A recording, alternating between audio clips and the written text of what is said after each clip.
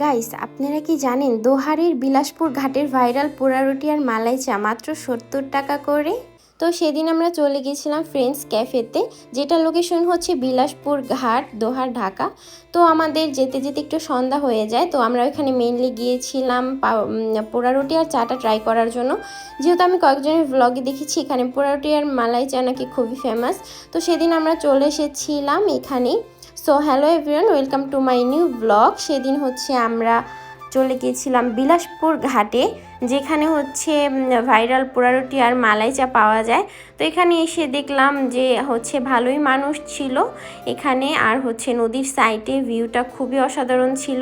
আর এদিকে আমার আসা হয়নি, ফার্স্ট টাইম আমি হচ্ছে বিলাসপুর ঘাটে আসছি, যেহেতু আমার হাজব্যান্ড আসছে এখানে, বাট আমি আসা হয় নাই, মানে আমি আর সাইরাই ফার্স্ট টাইম আসছি। তো আসার পরে এখানে দেখলাম নদীর সাইডে একটা ক্যাফে, আর যেটা মানে এত সুন্দর করে তারা ডেকোরেট করেছে, আমার দেখে তো খুবই ভালো লাগলো। তো আমার হাজব্যান্ড হচ্ছে বাইক সাইডে রেখে দেন হচ্ছে নেমে গেল। তো আমরা হচ্ছে এখন ভিতরে ঢুকবো, আর ভিতরে ঢুকতেই তাদের মেইন গেটের যে ডেকোরেশনটা, এটা আমার খুবই ভালো লেগেছে। এখানে আমি কিছু পিকচার তুলেছি, কিছু ভিডিও করেছি, আর এখানে খুবই বাতাস ছিল, যার কারণে খুবই ভালো লাগতেছিল। ভিউটাও অসাধারণ, নদীর সাইডে একদম একটা ক্যাফে, যেখানে বসে আপনারা পাউরুটি আর পোড়া রুটি আর কি বলে মালাই চা ট্রাই করতে পারেন।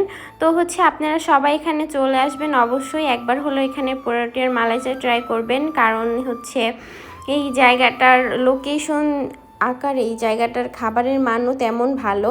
তো আমার হাজব্যান্ডকে হচ্ছে বললাম মেনু কার্ডটা দেখো, তো মেনু কার্ডে দেখলাম এখানে অনেক ধরনের চাই পাওয়া যায়। এখানে চটপটি, ফুচকা, পাস্তা, নুডলস সব কিছুই আপনারা পাবেন, বাট হচ্ছে মেইনলি এটা ভাইরাল হচ্ছে পোড়া রুটি আর মালাই চার জন্য। তো এখানে আরও অনেক ধরনের চা আছে, বাট আমাদের এগুলো ট্রাই করা হয় নাই, আমরা জাস্ট ওইটাই ট্রাই করছি। তো দেখলাম যে সন্ধ্যা হয়ে এসেছে, তখন মেবি 7টার কাছাকাছি বাজে, আকাশে সুন্দর একটা চাঁদ উঠেছে।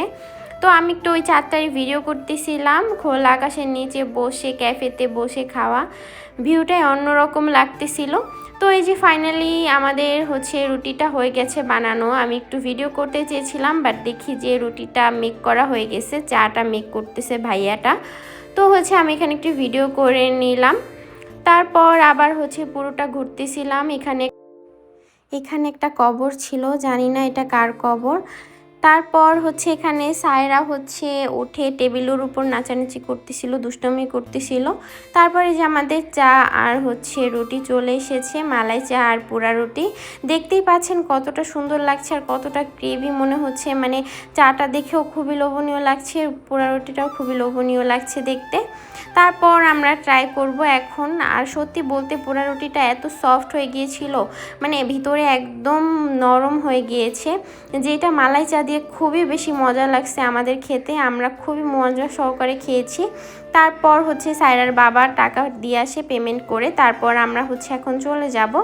তো আমি বললাম আমাকে এখানে একটু ভিডিও করে দাও, আর দেখলাম এখানে সন্ধ্যার পরে অনেক মানুষজন আসে, মানে বেশিরভাগ মানুষ সন্ধ্যার পরে আসে, যেহেতু খোলামেলা নদীর সাইডে খুবই বাতাস থাকে, আসে আড্ডা দেয়, চা খায় সবাই। আপনারা একবার হলেও এখানে আসবেন, আশা করি সবার অনেক বেশি ভালো লাগবে।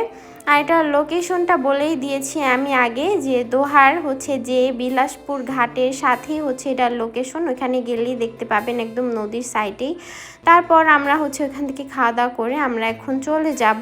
তো আজকের মতো এখানে বিদায়, সবাই ভালো থাকবেন, সুস্থ থাকবেন, আমাদের পেজটাতে লাইক ফলো করতে ভুলবেন না। আল্লাহ হাফেজ।